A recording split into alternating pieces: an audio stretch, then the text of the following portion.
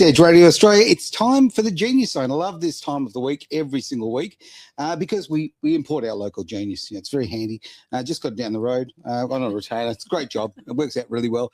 Look, it is fabulous, absolutely fabulous as always to have Terry Messenger in the building. Thank you, Aaron. And I'm ready to hit the road running. And I think you and I both need to hear this today.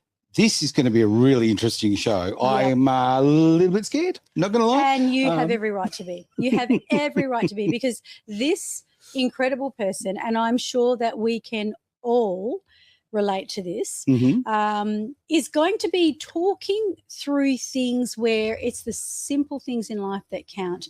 And I cannot agree with that concept. I think we all overthink. Well, I'm sure you can actually. Yes. Oh, I can. But, I'm watching it. We overthink too much, and this is about people getting overloaded with information and stuck in their head. I know that and, operating where they're misaligned in their values, so they're not really congruent, which, I totally get that. So they're pulled in multiple directions. I wonder if anybody can relate to this. And, questioning yourself, what's going wrong? Am I doing the right thing anyway? So with no further ado, I give you the author of incredible books for executives, entrepreneurs, high achievers who appear to be successful, but maybe they're caught in the performance trap. Ooh. So welcome to the show, Bronwen Sciortino. Hello, and thank you so much for having me. I'm really looking forward to where our conversation is going to go today. We have no idea. That's Correct. The beauty of this. Exactly. It's an interesting thing. We obviously, we very much believe in free speech here at Edge. And part of free speech is we don't script things. We let conversations go where they should. I think we should just probably rename the station Tangent. Because we do go off on a tangent. Or ADHD Radio, one of the two, I don't know. Especially when I'm sitting in the hot chair. Yeah. So, and I mean, just on that note too, you may be interested to know that Bronwen is the author of Keep It Super Simple. Love it. And The Economy of Enough. And, you've got a Bachelor of Economics, double major in Economics and Management. So go you, Advanced Diploma in Financial Services. And also, of course, my favourite, you are an NLP practitioner. Yay, bring it on. That's quite a combination. It is. Throwing a bit of nutrition, throwing a bit of Qigong, I'm very eclectic. You most definitely are. Okay, and Tai Chi. But, I believe that it comes back to the tree of life. So you've got this, beautiful trunk and then a lot of tree branches coming out. So let's go back to the beginning. So what made you double major in all these things and then turn to this craft? That's a really interesting question, because when I was younger, all I ever wanted to be was a lawyer. Oh, dear. Okay, you and I actually, we might be on the same thing here. I passionately hate lawyers, but I did law at school and I enjoyed the dance. Okay, so to be, I want to be a racing car driver, but far better, more exciting. But to want to be a lawyer from how young, you reckon? I think probably mid-teens. Okay, that was my and very insular direction. There was nothing else outside that or around that. I grew up in Tasmania. So I went to University of Tasmania, and you can't study a straight law degree in Tasmania because there's not enough industry in law once you graduate. So they make you do a combined degree. Right. So I knew that I wanted to do law, and then I had to pick something to go with it. So I studied economics law. But what I didn't know was that you're basically enrolled in economics and you do introduction to law in your first year. Yes, you do. But you're not actually part of the law school. You're enrolled in introduction to law.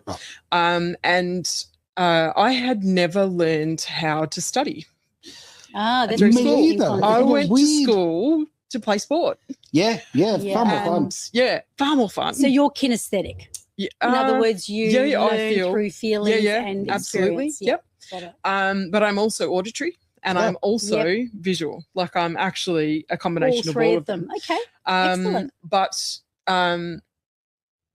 in my first year at uni, I was in the state netball team, and the nationals competition was 3 weeks before exams at the end of the year. That's full on. And so I went away and was full on in the nationals, and I came back and I was so run down. I was really ill. I ended up with massive cold sores all around my mouth. Yep. Couldn't eat, had to drink through a straw. I was in bed, flat, couldn't move. And then the week after that was swap back, so study for exams. And I was still sick for most of that. And then I had all 4 of my exams in the first 3 days of the timetable for the exams. No, you just eased in. I like that. Yeah. But in those days, because I wasn't sick on the day of my exam, I wasn't allowed to defer them. So I had to sit them. Gotcha. And I got through them, but, you know, with 50s and like scraped, basically. Scraped through, yeah. And the law school wrote to me and said, your marks aren't good enough for you to be accepted into law. Wow. Ooh. And that was like, my life was over. Yeah. I was, Yes. that's it. I was going to go and work in a bar for the rest of my life. Not that there's anything wrong with that, but it just wasn't what I wanted to be doing. I get that. Yep. And I ended up staying at uni and doing my economics degree. Right. At the end of my second year, the law school wrote to me and said, we've reviewed your results and they're much better, and we'd like you to apply for special consideration to be accepted into law. And I was sort of sitting there, well, you didn't want to listen last year. Why are you listening now? Blah, blah, blah. Yeah. But I applied and they accepted me, and I just went, I can't stay here for another 2 years. On top of where I was at. I was, 2 years into a 3-year degree, and I was like, I can't add another 2 years onto that, so I'm done. So I switched and focused on the economics and the management and left uni. And it all comes together, doesn't it? It's like, I know I did a lot of stuff myself, and I thought, why am I here? What am I doing? Can I ask you a question? Did you have that moment where you asked yourself the question, where did I go wrong? No. You didn't. So where did that come from then? Because that's part of the element of what you teach people. Yeah. So where did you discover that people are asking that question and need a new perspective? So I got very busy ticking boxes and doing all the things I was supposed to do. And, the right job, the right car, the right, position, the right everything. And I moved from Tasmania to Sydney. I was headhunted into a big organisation in Sydney. And I then started sleeping for 2 hours a night. Oh, that sounds familiar. Sounds very healthy. And I don't know anyone like that. I did that for 12 years. Yeah. With no you sleep. had red eyes. And I was driving 600 and 700 kilometres to different businesses. With no sleep. And like, what was I doing on the road really? Like I was danger to myself and everyone else. Yeah. But in my mind, I was just pushing through and I was, doing all the right things. And that all came to a head when I was diagnosed with skin cancer on my head. Right. And I'd been told for 8 years that I had psoriasis. Right. And I went to the GP for just a normal checkup, and the psoriasis patch had grown significantly. It sort of doubled in size in a 12-month period. Okay. And a lot of the symptoms from psoriasis are driven through stress and overload and all of that sort of stuff. Yeah. So the GP sort of said, I think it's okay, but we'll send you to a dermatologist just in case. Just in case. And he looked at it, and in the space of 20 seconds, it turned from psoriasis to, cancer. No, that's skin cancer, and you're going to need plastic surgery. Whoa. And I was just like, seriously, how am I going to fit this in? Right? I didn't even do the... I totally get what you're saying. I don't have enough time for this. Like, I don't know what's happening. Yeah. And so I gave myself half a day Right. to have 6 centimetres of my head cut out down to the skull. Whoa. And then I was back that afternoon working on my laptop, solving everyone else's problems, working out everyone's agenda. And don't you reckon that in itself so much better to be solving other people's problems than your own? Yep. If you don't have to focus on yourself, then you've got no big challenges. That's right. Yes. Turn your thoughts outwards. So the moment you turn it inward, you find out, hang on. Yeah, belly button gazers. Oh, belly button gazers? The ones that don't do anything, they just do this. They circulate. They go round and around in a circle, but they don't accomplish anything. And we're going to talk about how high achievers fall into this trap. Yeah. You know, and, you know, people are in a position too where they know they want to get somewhere in their world. No, they're supposed to. They're supposed to get They're somewhere. they're shooting all over themselves, aren't they? Shooting. Yeah. Yeah, you definitely do. I mean, that's Yeah. right. You're conditioned that this is what a good person does. Correct. This is the road that I follow, and Yep. and my achievements and my quality and my standing in life is based on me ticking those boxes, having the car, the house, the this, the that, the wife, the children, whatever, you know. Yep. The visibility. Mm-hmm. Yep. Yeah. Expectation. The profile. That's right. Yeah, Yeah. it's kind of like we're trying to build, I don't know, a Barbie playhouse. You know? A Barbie playhouse. I love that that. never gets put away. That never gets and put never away. changes Yeah. outfits. Yeah. Yeah. But, you know, the good news, guys, is that this is going to be like your own masterclass here today because you're going to find out some incredible tools. And one of them is, I believe, really interesting because you deal with, obviously, people who are high achievers. No one in the room like that. And, of course, these people are also people pleasers and they're stuck in the performance trap. So they're stuck in the performance trap, they're people pleasing, and they're probably grinding and hustling so much trying to look after other people and make a good impression that they're not cutting through the red tape and really getting to where they want to be. And you've got some great tools of how to simplify, chop it down, and start honing into productivity. All right, So- Terry, enough jibber jabber. Let's get into the toolbox. Let's get into it. it. So Come on. you're in the hot seat. Oh, hang on. So I did preempt something. I'm just hang on. prefacing this, right? Oh, dear. So I'm Oh, hang on. prefacing I'm it. busy. Sorry. I gotta go. All right. Okay, And let's see what happens Let's here. start there. Let's- Let's start with busyness. Yes. Busyness. Jeez. Yeah, Okay. okay. Well, I know how to do that. Mhm. Yeah, Yeah. okay. Got that bit Don't of we cheese. all? Yeah. Yeah, So very true. how can we quickly get out of overload? So over to you, my girl. Yeah. Okay. So overload is something that we accept as normal, Mhm. right? If you think about when somebody asks you how you are, what's your response? Oh, yeah, I'm good. I'm so busy. Oh, I'm so I'm busy. so busy. Mm. Far Busy out. doing nothing. But I'm so busy, Mhm. right? Yeah. But that's where the conversation goes, right? That's where it Mm. ends. Nobody ever actually stops to look at what they're busy doing. Yeah. What are you busy What are doing? you actually busy doing? What is it that is Yeah. taking up all your Yeah, time? yeah. Yeah. What is it that's keeping you in overload, Mhm. right? Yeah. Because there's two really important points here. The first is you're only busy because you have to be seen to be busy, Mm. right? I Because don't agree busy with is that. success. No, well, yeah, okay. That I Right? definitely From a take the ball. visibility point of view, Sure, Mm. sure. you have to be able to Or share is it on people socials. running away from themselves as well? Like, you know, if you're busy enough, Yeah. you don't have time to think about yourself. Correct. And you're all your Yep, I agree with that one. Yeah. No doubt. Yeah. So the busy is an artificial thing that we create, Right. but we're not necessarily interested in what we're busy with. Okay. We just want to be Right. busy, so we're normal, right? Sure. We can say that we're busy. And the second thing is that we don't learn to say no, Oh, yes. right? So when we can't say no, we're just constantly adding All right. to the pile of things that we have to do, and then that exacerbates overload. But some people can say no. Okay. Mm. I don't know who these people are. I've heard about them and I believe they exist. No, I mean, Oh, I my certainly in my world, I mean, I Yeah. struggle to say no to people. I really do. And Yeah. it's something that I've been working really hard on myself. And it hurts because you think, Mm. I don't want to, I just don't want to, I don't know, I don't want to be someone I'm not. Mm. But at the same time, when you give, it Mm. becomes you lose who you are. Mm. Right. And I'm talking for myself, but obviously, you know, a big percentage of the population feels that way, right? Mm. Yeah, and I think also that you don't so much lose who you are Okay. from saying no, Right. from not saying no. Sorry, you add to the overload through not being able to say no. But don't you lose yourself in What not you being able to say lose- no, though? What you lose is the time and space you need to do the things you need for yourself, Mhm. right? Right. They become, I'll do those later. Yep. But like as Mm. my husband likes to say, later's a lie.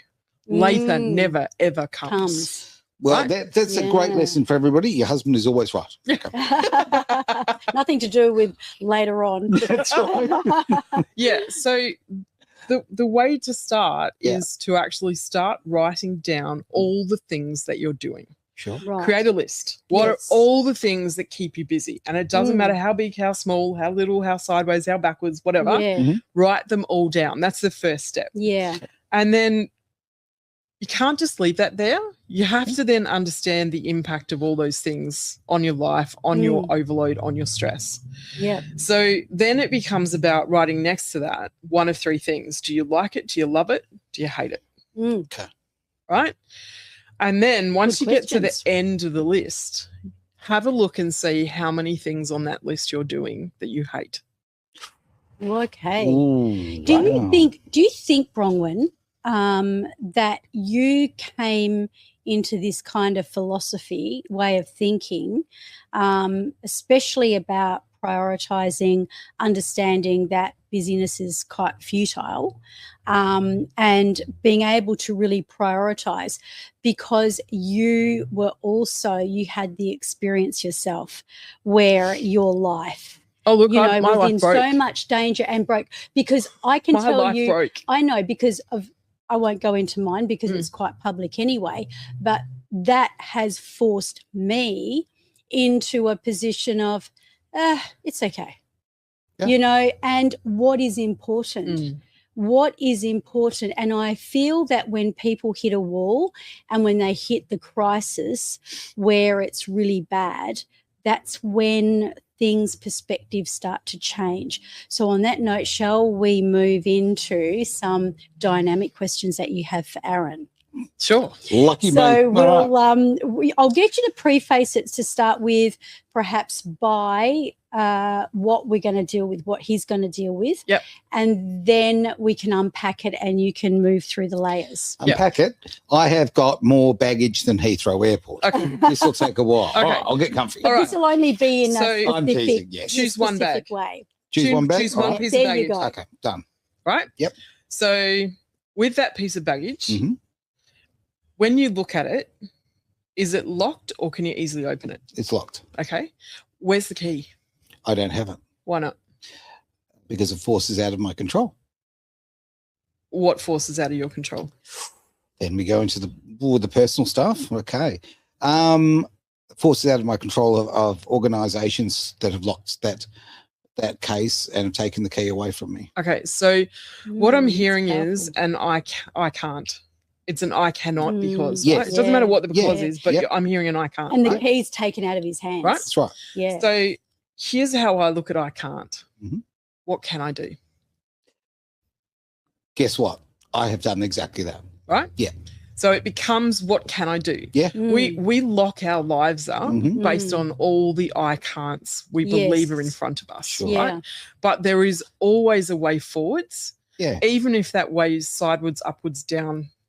Mm. It's all about a step which creates momentum, and momentum then takes you forward. Right? Well, I have a big thing about in life. If you get a negative, I want to have the old, E equals MC squared here. Okay. I want a positive that actually counteracts that as much as it possibly can. Okay. So because I can't get into that case, hey, I'm going to build other cases that I can, and I can actually do positive work with that. Yeah. That's my way of counteracting that. What's in the case that you need? Love.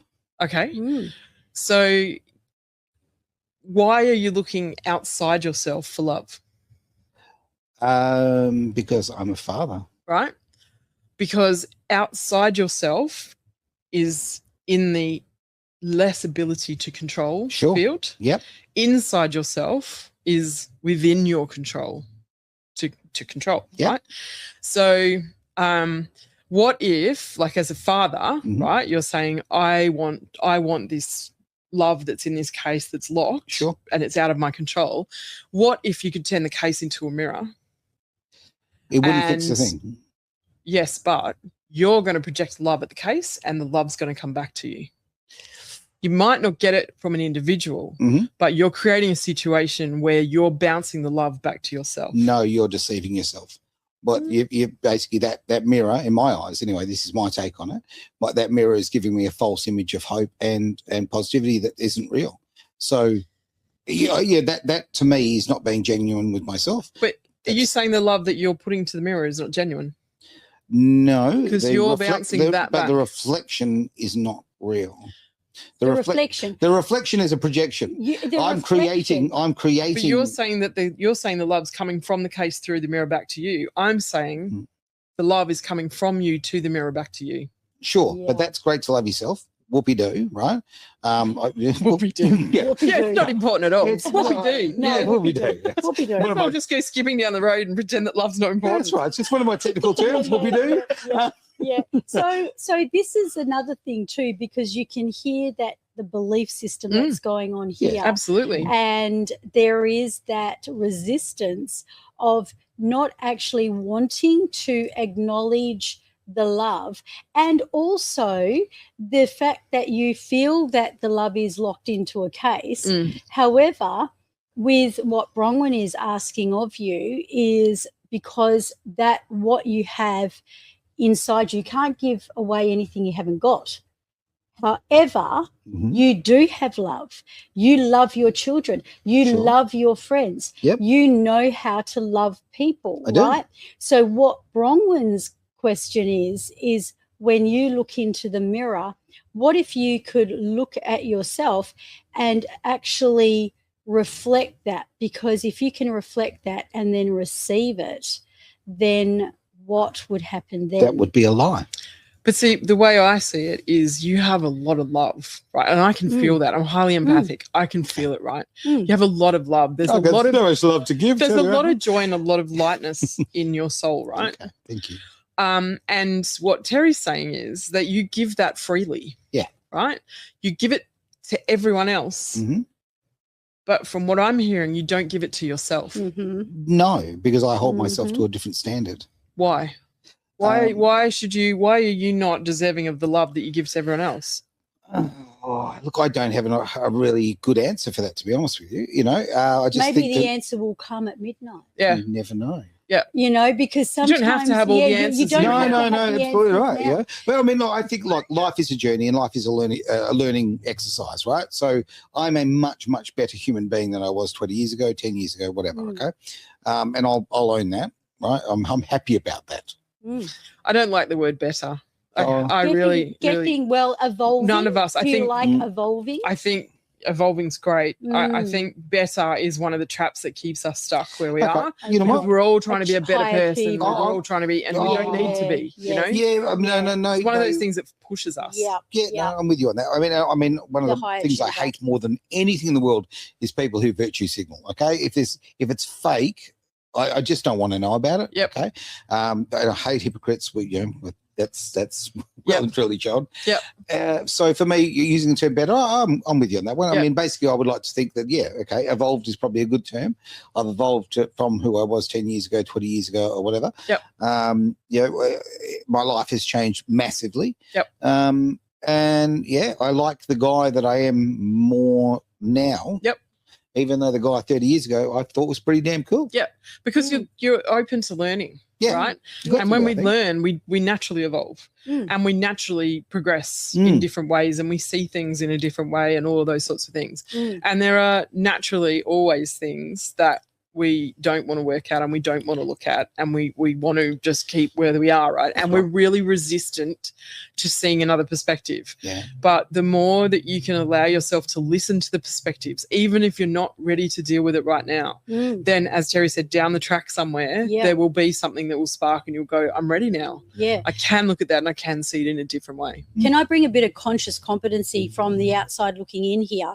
The questions you asked were profound, and I just want to bring some, logic to the audience that you cut through. You've never met Aaron before in your life. No. So you've only known him 5 minutes. So basically what you've done is you've gone down and you've opened up Pandora's box, almost but not quite. But the questions that you asked actually brought out the metaphor. So there was a few metaphors that he said. right? Yep. And that was his case, because that was his metaphor, Yep. right? Aaron's metaphor. And there was a key, and there was a sense that that key is no longer in his hands. So, you know, in terms of what you've brought out there, that is absolutely brilliant. And then going forward, because we'll bring this into full circle, so we'll move on to the next technique.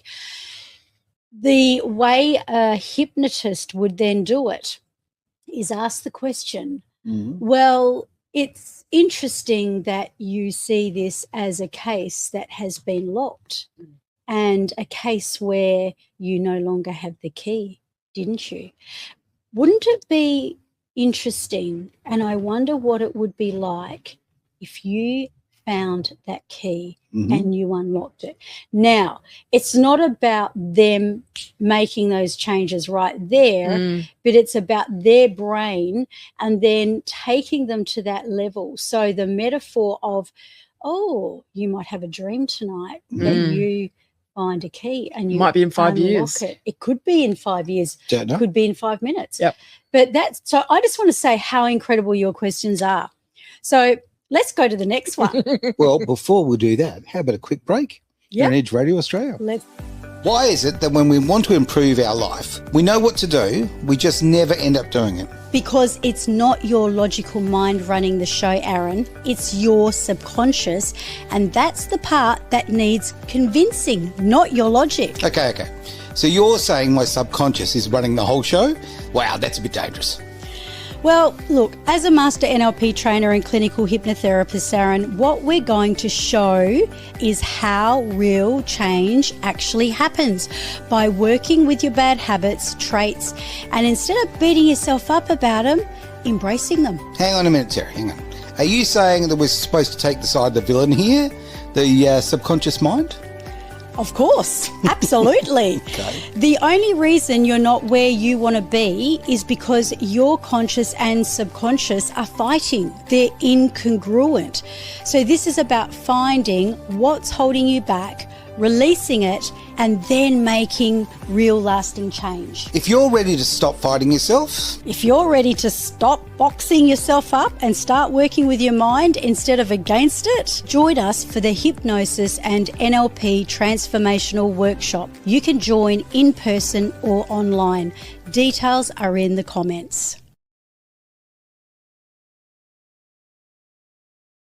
Join us for our Saturday workshop, March 7, NLP Hypnosis. Are you ready for the next lot of questions, Aaron? no, but I'm here. Okay. Okay. So I'm wondering, do you think we'll go to the audience first?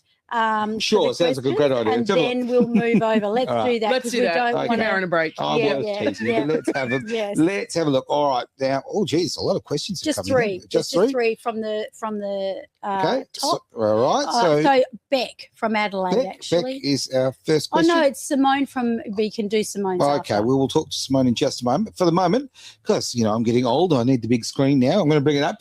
Now, Beck from Adelaide. Lovely to see someone from Adelaide. Beautiful little town there. Now, I constantly overcommit to others. I know that I am a people pleaser, but have you got any methods of how I can break this? Yeah, so hi Beck, thank you so much for asking that question. There will be so many people that this will be relevant to, so it's really amazing that you've stepped up and asked the question. Great. I have an entire chapter in my book, Keep It Super Simple, on no is a complete sentence. Oh, Wow. damn. So Can that be a T-shirt? Yeah. Yeah, and I completely understand where you're coming from. People pleasing literally broke my life. My life shattered into a million pieces Hence on the the floor genius zone. around me Yep. in less than 60 seconds, and it completely turned where my life went. Okay. The simple answer to you is learn to say no. Okay. And it is excruciating. The first time you do it, Yep. it is really, really, really, really, really, really, really, really, really, really, really, really hard, right? And the thing to understand is that when you say no, you're creating a boundary. Right. And we are so afraid of boundaries. Boundaries, we feel like it is cutting out people from our lives. It is creating a situation where people will never talk to us again. Yep. It makes us feel so uncomfortable. But really, when we set a boundary, we're not saying you can't ever speak to me again and I can't ever do anything with you again. Yep. You're saying this is how I need to communicate with you moving forward. Yeah. Okay. So you're saying this is what I need for me to be able to actually be okay. Yeah. And so no is what I'm saying for that to happen. That's beautiful. So Beck's asked this question. I think a lot of us can relate, obviously, to this question. But I think the bottom line here is boundaries. Boundaries. Yes. We constantly we're a bit elastic on them. Let's be honest, right? If they exist. Yes. And I think there's a lot of fear around rejection with boundaries. Yeah. I'm going to ask Beck a question that I really learnt from you today, and that is, Beck, if you say no to people, what's the worst thing that can happen? What is the undergirding fear? I have heard that people will catch fire on the spot. Oh, yeah, and die. combust Yes. into ash. Yep, that's what happens. I saw it on Ripley's Yeah. Believe It or Not once. It happens all the time. Yeah. Yeah. You might want to check that one, Just Aaron. might check. But I think, don't Check run the away. Don't run away from the fear. Embrace it for a moment. Ask yourself, what's the worst thing that's going to happen? And then ask yourself, what's the best thing that's going to happen? I like that. What do I gain from and what's the this? most likely thing that's going to happen? Yeah.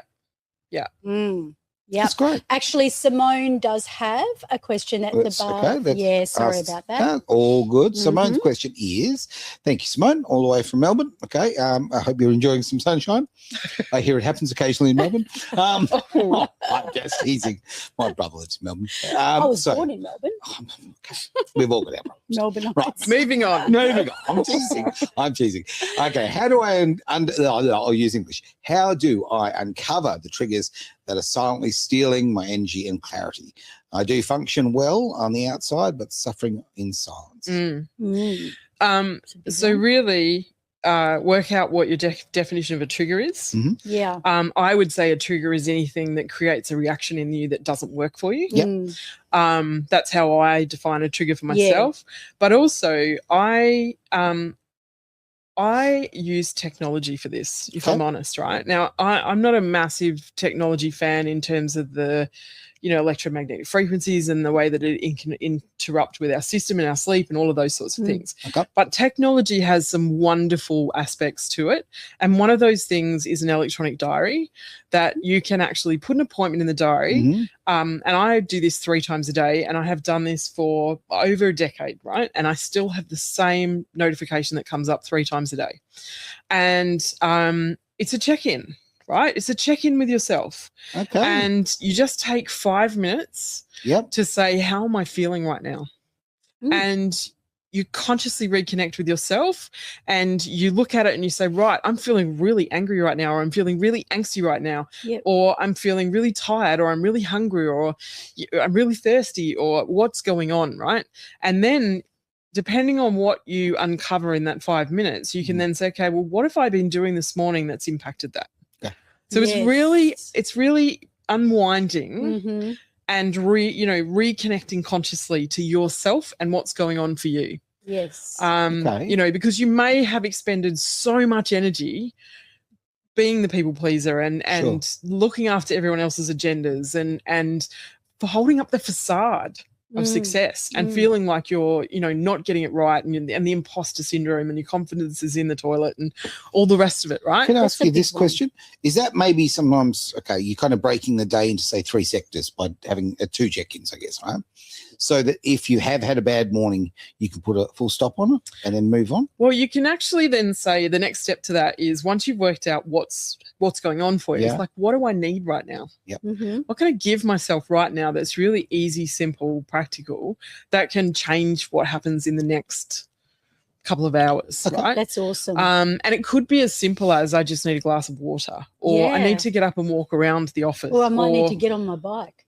I need to get on my bike, or I need to go outside and just do stand next to a tree, I need to do deep breathing. They're not things that take massive amounts of time, but they can significantly shift where your energy's at. That's so powerful. They say that our present feelings quite often comes from our past. Yeah. So whatever happened yesterday is your tomorrow's kind of energy and outcome. I think we've got one more question from Julie. Now, I'm already in trouble of having you go at Victorians, okay, at the Melbourne. So now we're going to go to New Zealand, which I've got. There's no ammunition at all. New Zealand's nice. I'm teasing. I tell you what, honestly, I've got so many great Kiwi friends. I'm very, very lucky, and my professions have we've crossed over a lot. Not scaffolding, but pretty much everything else. Okay. So just asking this question from Julie. Thank you so much for your message all the way from across the Dutch. Okay. I feel I put things off all the time and fear of being judged. Are there any methods for ordering my day better so I prioritize important things with confidence? I just want to say one thing before we hand over to Bronwen. Nobody cares. Like, sorry to say it. How do you mean?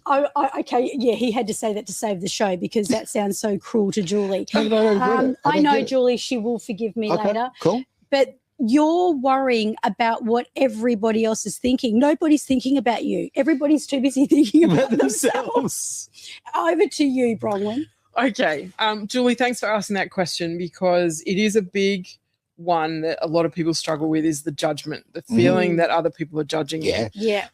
And that you will be judged for the decisions that you make and and as we've moved into a much more visible world where everything's online, that fear of taking a chance and putting your toe in the water and trying things, it overrides everything because we've all seen what can happen in, the space of an hour with things going viral and all the rest of it. And you don't want to be the butt of someone's joke. You don't want to be a meme out there that somebody's created because you've tried something out and it hasn't necessarily At least you know worked you're making a difference or an impact. Correct. So I would say that there's a couple of things to understand here, and that is one is what somebody else thinks of you is none of your business. Yeah. Your business or their business? None of your business. Right? It's none of your business because everybody that makes a judgment on you, that judgment comes from their filters, their life experiences, their view of the world, and also often a tiny little percentage of information. That's not relevant to what you're actually doing, right? And I would say that the people who judge the most are the ones that are the most frightened of looking at themselves. And they judge because it saves them, like you were saying before, Terry, from actually looking at yourself. Oh, look, in the world we live in right now, self-reflection I think most people are allergic to self-reflection, or accountability. I really mean that. I don't think we've ever had a time in history where accountability has been such an issue. People are quite willing to say things, do things they're ridiculous, and they don't feel any remorse or accountability for it. It's a shame. It's something that's really needs to be fixed in society. I agree with you. And one of the things that really shook me to the core, I guess is the only way to say it, was a book that I read that was called So You're Being Publicly Humiliated or Publicly Shamed. And it's all about examples of where people have had a pile-on from an innocent comment that's been taken the wrong way, and then suddenly there's millions of people that have piled on them. How relevant. Exactly right. A little bit. And one of the biggest ones for me was watching Monica Lewinsky's TED Talk. Right. And listening to her talk about being a 22-year-old girl. That's right. Who made a mistake. Yeah. And she was and really did she the make first. A mistake, though? Right.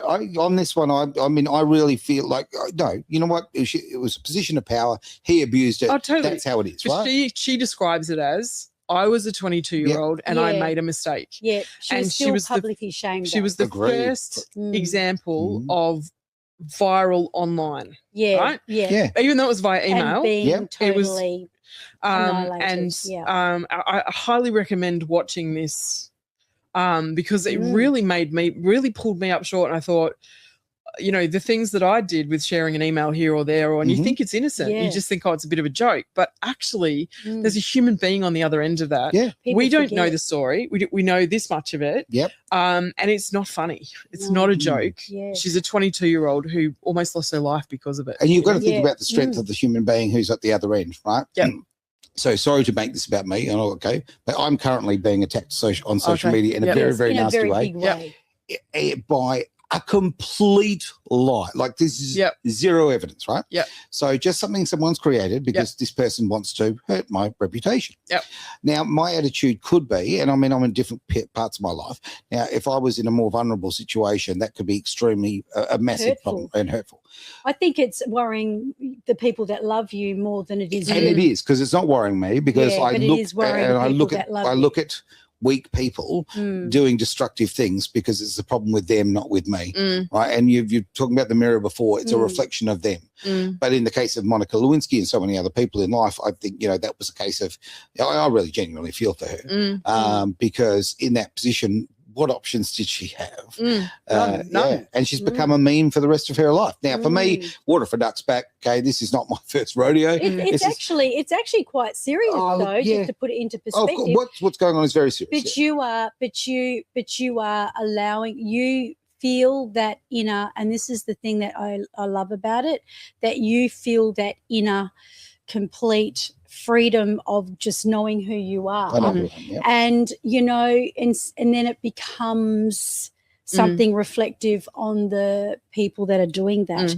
But I want to go to the question. I was going to say, we just need to go back to Julie. I wanted to ask you, because I had the pleasure of speaking to you backstage this morning, and you said that there was a very powerful question. And I kind of feel that that's going to be very fitting for this. That question that people queue up that could change a person's life. So Julie, I want to sort of answer your question as part of this. One of the things you said was you feel like you don't get things done because you're worried about the people pleasing and being judged. I would say have a look at the things that you want to get done, and instead of worrying about whether or not you're going to get judged, first ask the question, are they things that you really want to do, and are they things that are really aligned with who you are and what you value? That's the first question. And then secondly, the question we were talking about earlier, we were talking about that autopilot in life where you just hurtle down this pathway because you're ticking boxes and you're doing all the things you're supposed to and being in the places and talking to the people and knowing the right things, the right, solutions and all that sort of stuff. And you end up down this pathway, right down here, right? And you get there suddenly and you just, how did I get here? And this is supposed to be it. The great pathway to procrastination. This is supposed to be it down here. But you're getting ready for the drum roll. This is leading up to the big question. It's like I'm all the way down this pathway. I've done everything that I was supposed to do. And now I'm here. I'm like, did I get this wrong? Is this it? I've got no confidence. I don't know where I am. I don't know what I'm doing. I've got this facade that I have to hold up, and it's all this energy, right? And instead of asking the questions that help you to get to where you're supposed to be, we ask somebody else, what do I do now? And then they go, oh, you should do this and you should do that. And so we go, okay, that's what I have to do to fix myself. And then you end up down that pathway and you're in the same position again going, what did I do wrong? But if you ask the question, drum roll, what if they're wrong? There it is. Right? If you ask that question. 4 words. Yes. 4 words. What if they're wrong? What if somebody standing in front of you is saying, Aaron, to get yourself out of this situation, you have to do this, or you should do that, or you need, right? If you hear anybody ask a question that has those sorts of words in it, immediately teach yourself, what if they're wrong? Because it stops you from doing the autopilot thing. It stops you running and hurtling down tracks that aren't right for you. It gives you that conscious connection with yourself. And you then can go, what do I need right now? What is actually right for me? You can work out where you're at, and you can work out your next step to move forward. Nobody knows you like you. Correct. Yes. And even if you've lost yourself. Do you think you can ask the question too? You know how people get lost in their head? Can you ask that question only, what if I'm wrong? You know how sometimes you can make things up and think that there's something no, I would say, what if that's wrong? What if that's wrong? What if that's wrong? Because sometimes we tell ourselves lies, right? Don't you reckon? I don't think we tell ourselves lies. I think our subconscious has a little chitty chat and tries to keep us safe. Yes. Right. But I don't think we lie to ourselves. Okay. I think that our subconscious is just going to just stay there, because if you're there, I can look after you. Right. Whereas we then go, thank you so much for helping me. I really appreciate the role that you play in my life. Yep. But actually, this is my picture. This is where I'm going. And my first step to get there I want to take is this. I want to try that. I often say to people, I love that. We're talking about the news and all that kind of carry on. Right? Use your grey matter, okay? Yeah, use it. It's there for a reason. Take information from here, take information from there, take your information, shop for your news if you like. And guess what? Use the grey stuff to make that decision for yourself, because ultimately, back yourself. Why don't we back ourselves? Why do we always want somebody to give, their approval of what we're going to go, and do? And this goes for Julie. Back yourself. This is my advice. Probably it's bad good. advice. It is good. If you can't back yourself, then, Well, it comes down to that's not always easy when you're so far down that pathway there, true, right? Very true. Back yourself sounds like a really bold, strong, let's go do this, rah, rah, whereas that's not necessarily going to actually inspire someone who's so far down that track they feel like they're completely lost. Yeah. Really, it's about what's one step that can take me in a direction that's going to do something for me. And how am I going to support me? And this is where that busyness list comes in that we were talking about the first time, right? Yeah. Because if you can start to back out of some of the things you really hate and that are really draining your energy, then you've got an opportunity to say, what's something I'd really love to do? And do I want to do that instead of this, or do I want to just free up space and give myself room to breathe and not actually replace that thing that I've just got rid of that I'm not going to do anymore? Okay.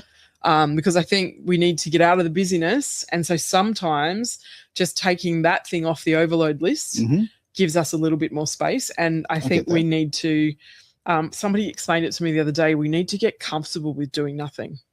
And I thought that's a great, well, is it? Yeah, it is. Nothing's not necessarily sitting in silence looking at your eyeballs. Okay. Nothing is that kind of sit on the couch and binge watch something, or read a book, or it's the nothingness. Sit on the grass. Sit on the grass. Look at the sky. Watch the clouds. Yeah. Yeah. I love that. I think we're going to have to do another show. We absolutely have to. I've looked at the time. We are so naughty. We are so over. So right now. And Bronwen, would you come back? Because I think that you offer so much, and I've really enjoyed our conversation. Sure. Yeah. I would be happy to. I don't believe her. The way she said that. No. Well, I'm not convinced. No, I think what if she's wrong? Yeah, what if that's wrong? What if that's wrong? What if that's wrong? Yes. Back yourself. No. And on that bombshell, any last thoughts there, Terry? I just want to ask you, anything you'd want to reiterate before we close? I think one of the most important things that we can think about is that every day is made up of hundreds of choices. We need to get conscious about our choices, because choices direct our life. Yeah. And I think it's really important to understand that doing nothing is still a choice. So if there's a choice to be made, then let's make the choices that really support us and fill our life with kindness, gentleness, and a softer way forward. Beautiful. I like it. And with that, we have hit the end of the show. Thank you very much for being part of the Genius Zone here on Edge Radio Australia.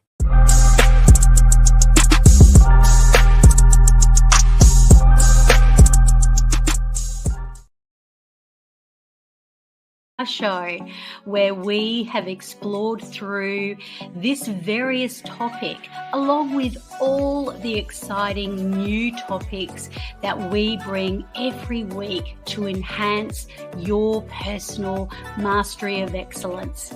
Now, I'd love you to do me a favour. In fact, be part of the Legacy 1 million that I have in the vision for 2028. If you know someone who really would benefit from this recording, from this episode, please share it with them.